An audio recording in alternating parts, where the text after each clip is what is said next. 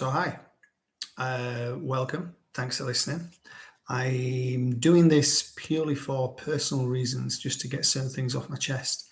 There are a couple of games that I'm really into right now: DC Deckbuilder, Marvel Legendary, Villainous, amongst others. I've decided just to put together a few videos just to really say what's in my head about the game and see if other people share similar sort of opinions. So this particular one is going to be at the DC deck building game. I'm going to do a series of these, one for each set, and then possibly for expansions. We'll see how things go.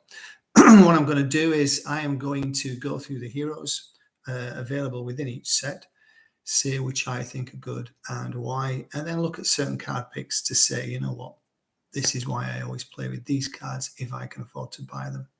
So without further ado, we will start with the first hero. So the Flash. Now, most people seem to really enjoy the Flash. You go first, and every time, well, the first time you draw a card on your turn, you get to draw an extra one. I really don't rate this too much. My experiences with this card haven't been flattering. I do like the ability that the first time I draw a card on my turn, I get to draw an extra one. But that means that I have to go and search for cards that are going to allow me to draw a card. And they tend to be the cards that, well, all the other players want. So they're not necessarily easy to get hold of.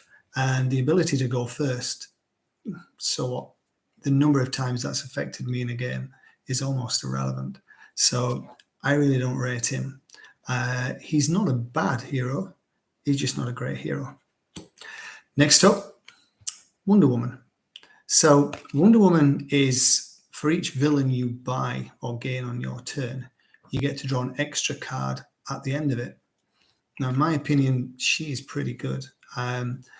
Every time I've played with her, I've always found that she's provided real good value. I don't think she's kind of the top tier, but she would sit just below that, as I've never really had a bad game with her. I'll be doing some more videos later on talking about crisis options with certain cards. And Wonder Woman, this one in crisis, is ridiculous. Absolutely ridiculous. So almost to a point of being broken. But we will do those another time. But for now, I think she's really good. Well worth a look. Next one, Aquaman. Aquaman is probably the best card out of all the heroes in the original set. He breaks the early game curve. Everything you buy of cost 5 or less goes on top of your deck, which in essence means that you're not having to wait for things to cycle through your deck. It's simply the best hero in the game for me. Every time I play with this card, I do extremely well. It's just that good. And there are certain things you can combo where if you have a draw a card in your hand, then you can simply buy a card from the lineup with the other cards, stick it on top of your deck, play your card to draw an extra card, bang, that goes straight into your hand and away you go. It's just, if you get that and you don't do well, something's the matter. Next one, Green Lantern. So Green Lantern is, if you play a few more cards with different names and cost 1 or more during your turn, plus 3 power. So early game and almost early mid game, he isn't going to do a great deal for you. You'll generally struggle to make him do anything. Towards end game, he's great. 3 power, you can't really argue with that. However, is he up there with the very best? I don't think so. I think Green Lantern's okay, but early and mid game, he's not doing that much for you. He's a kind of a win more type of hero for me. Next up, Cyborg. Apologies if these are coming backwards to you and they're all mirrored. I'll have to sort that out. So Cyborg is a hero that says if you play 1 or more superpowers in your turn, gain +1 power. If you play 1 or more equipment on your turn, draw a card. So he's got plenty of variability, +1 power. It's not doing a great deal. But if you play 1 or more equipment, you draw a card. Well, that is pretty easy to trigger. So he's almost mid-end game. He's a guaranteed extra card every single turn. So he's certainly not bad. In fact, he's pretty good. Not top tier, but he's not the worst for sure. Next, Batman. For every equipment you play, +1 power. He's just great. You are clearly going to strategize in just buying equipment, because every single equipment you buy is simply better by having Batman. He works early game, mid game, late game. He just works all the time, and there's not a huge amount you can do against him to slow him down. Really, you can buy equipment from the lineup to try and slow that play with Batman down, but ultimately there's enough equipment in this set that it's going to be really difficult to stop someone with this. So he's kind of top tier. He's that good. And last with the heroes, which I tend to find gets, I think, sold a little bit short. Superman, Mr. Man of Steel himself. He's +1 power for each different superpower you play during your turn. So clearly, by right, he's not as good as Batman. But I think the one thing that people often forget is at the start of the game, no matter what your opponent does, you have the ability to buy kicks. If on your first 2 turns, for example, you buy 2 kicks, you have affected your average power in your hand each turn to a point where it's already a 5. That allows you to buy some of the key cards in the game, which in turn will allow you to buy the sort of game-breaking cards. So I think Superman is as high up on the tier list as is Batman, because just the first couple of turns buying those kicks makes such a huge difference. The kicks are worth, in essence, 3 power each. Yeah, if you get them both on the same turn, one's worth 2, one's worth 3, but that's 5 power in 2 cards. So really what he's doing is taking your average strength on each turn, your average power, to nearly a 6, which is bonkers. So don't let anyone tell you that this guy's not good. He's ridiculous. So on to sort of my card picks for the set of cards that if they appear, I'm always going to pick them because I just think they're generally that good. I don't know which between them I might go for first if there's more than one of them out, but that depends on the nature of the game. So first up for heroes, and I'll try and do them in cost order. We've got Robin. So Robin basically says you get +1 power, and when you play him, you put an equipment from your discard pile straight into your hand. Again, combo-tastic. You can do so many little things with it, and ultimately, it's rare, certainly mid-game, end-game, that he's going to be worth 1 power.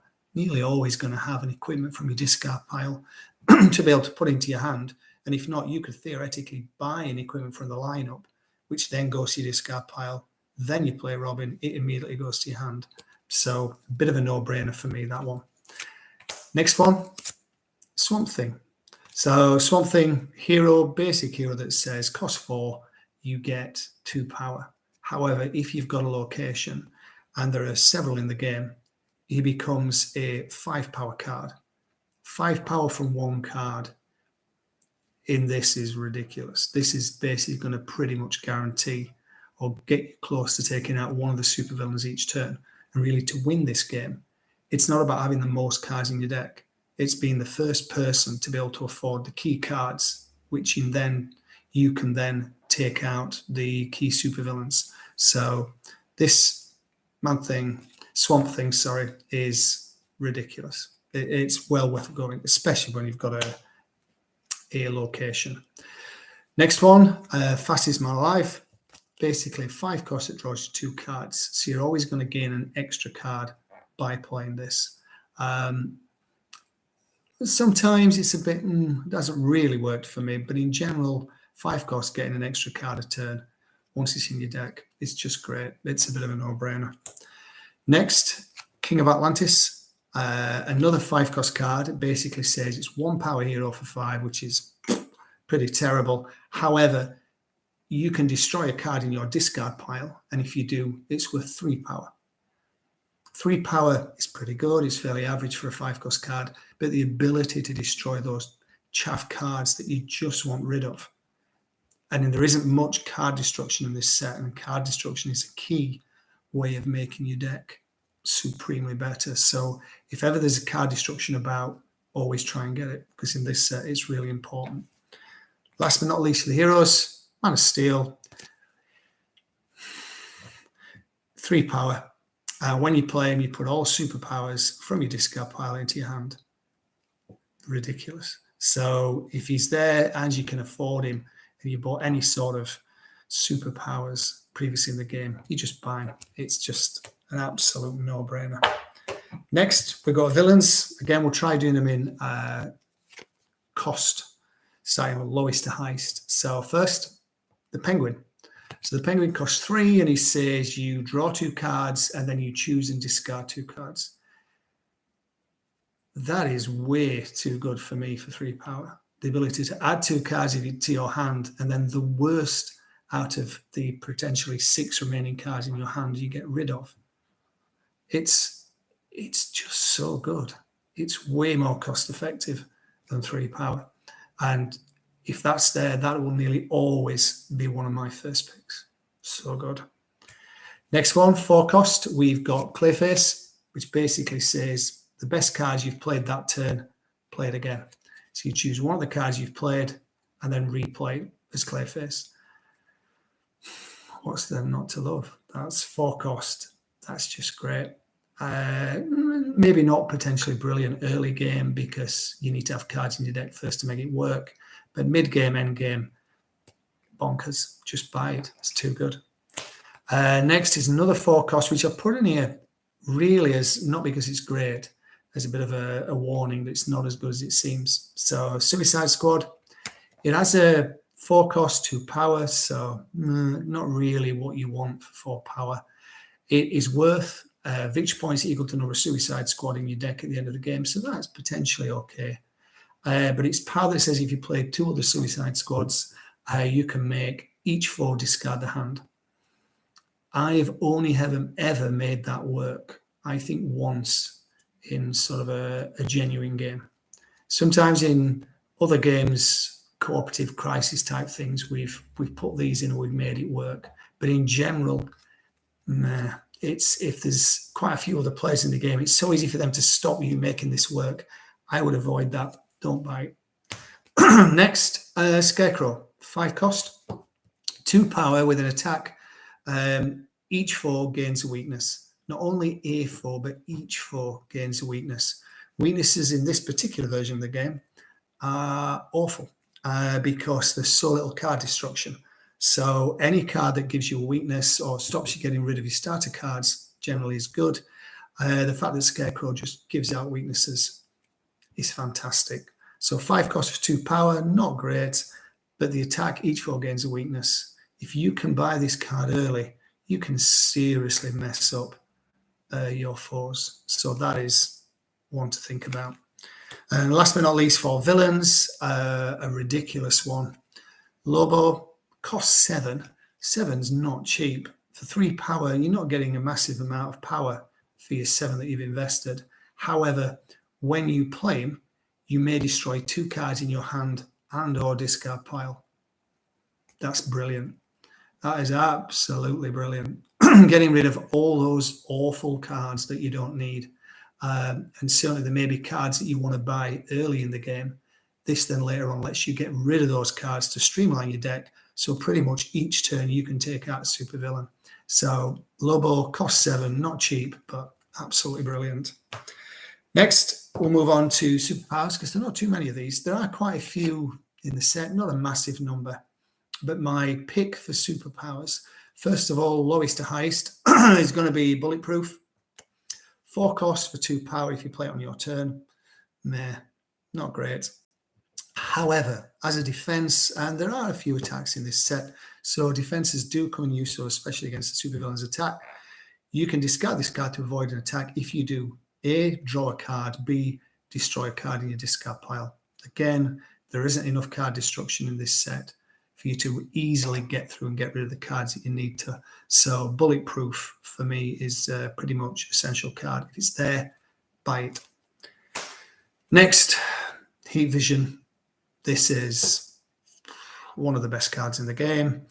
6 cost, 3 power, which is, again, it's okay. It's not game-changing in terms of the power you get, but when you play it, you can destroy a card in your hand or discard pile. No brainer. If this card's there and you can afford it, buy it. because it will help you win the game. Next, the locations. So there are several locations in the set. They're all good. If there are locations there, generally, depending on what sort of cards I've been buying, I would be tempted to buy them, sometimes to help me, sometimes, if I can afford it, just to mess my foes up so they don't get the abilities.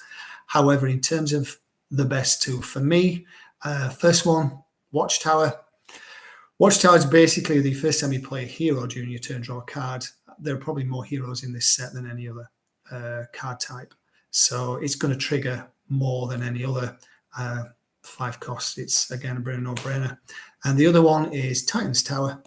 So the Titan's Tower says when you play your first card of cost 2 or 3 on each of your turns, draw a card. That, to me, is the second best out of the locations. That will trigger early game, through mid, through late. It's just, yeah, that's just a great option. Take that if it's there. Next and last, we're going to get to equipment. So again, I'll do it from low to high. First equipment is going to be Aquaman's Trident. So basically, he says he's 3 costs, 2 power, which is, I guess that's a cake. That's okay. But his ability is you can put 1 card, any 1 card you buy or gain this turn on top of your deck. That's why the Aquaman hero is the best hero. He just breaks the whole curve of how you play the game and how you get your power. The ability to find the best card in the lineup that you can afford, put it straight to your top of your deck, is ridiculous. It's brilliant. So again, that's a big game changer. Buy that if it's there. Next, Nth Metal. I have a bit of a love-hate with this card. Cost 3, 1 power. So early game, I like this card, but I will often, if possible, destroy it later on in the game because it's just no good. When you play, you look at the top card of the deck, you may destroy it. So you don't have to lose anything. But ultimately, mid-game, late game, it's going to be a 1 power card, which you don't really want. However, early game, 1 power, fine. But the ability to look at the top card of your deck, the chances are it's going to be a starter card and you can get rid of it. I'm up for that. So Nth Metal has its moments. Next, the Cape and the Cowl. So a 4-cost card that gives you 2 power for playing it on your turn. Yeah, that's okay. However, if you discard it as a defense card, you get to draw 2 cards. So as a defense card, this is great. And that means that by the time it gets to your turn, you're down to 6 cards in your hand. Yeah, I kind of like that. So really, Cape and Cowl for a cost of 4, bit of a no-brainer. Buy it. Next, Green Arrow's Bow. So this is fantastic. There's no other way to say this. 4 costs, you get 2 power. It's not great, but it's okay. But supervillains cost you 2 less to defeat this turn. That's just great. And certainly in other formats of the game, this becomes bonkers. Imagine playing with Clayface. So Clayface gives you an extra 2 power, and now also supervillains cost you 4 less to take out this turn. You can see how it's possible to sort of start really utilizing this card to its max. That, along with Robin, the hero card, pull it from your graveyard, bring it back in. Only costs 4, so very affordable. Definitely get this. And last but not least, the Bat Signal. 5 cost, which is not cheap. You only get 1 power, which is... however, when you play it, you put a hero from your discard pile into your hand. So clearly that's going to be the best hero, the hero you can utilize the most on your turn. Imagine playing the Bat Signal, taking Robin. From then you play Robin, you then take another equipment out of your discard pile. It starts getting a little bit daft towards mid and end game with the sort of cards that you can pull from there. So even though it's not particularly cheap for what you're getting, what it allows you to do is really, really strong. So Bat Signal, bit of a no-brainer. So that's it for first video. Tell me what you think. Give me some feedback. And I'll speak to you soon. Bye.